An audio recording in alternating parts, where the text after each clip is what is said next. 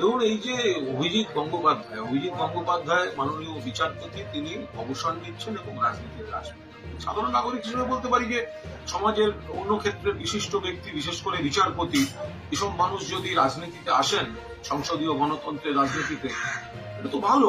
এ ধরনের মানুষ আসা খুবই ভালো। মানে আমি স্বাগত জানাচ্ছি, শুভেচ্ছা জানাচ্ছি, এবং নতুন ইনিংস ভালোভাবে চলুক।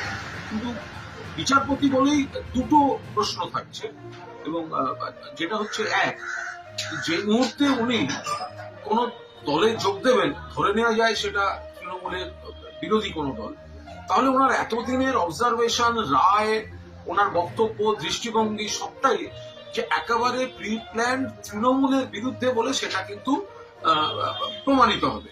আর দুই হচ্ছে, যদি যে দলেই যোগ দিন, সেখানেও দুর্নীতির অভিযোগ কারুর না কারুর বিরুদ্ধে আছে, সেখানেও কোনো